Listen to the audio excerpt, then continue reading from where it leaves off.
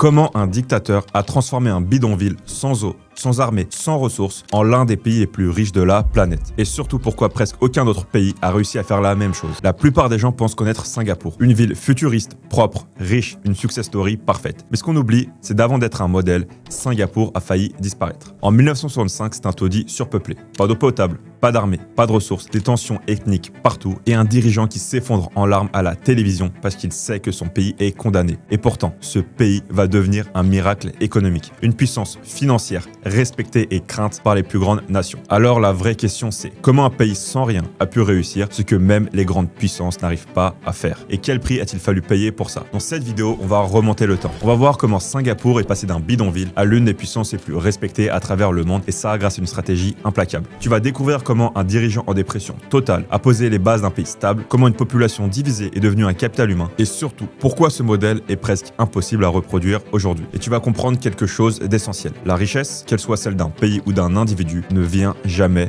de la chance. Elle vient de la stratégie, et tu comprendras comment l'appliquer à tes propres finances personnelles.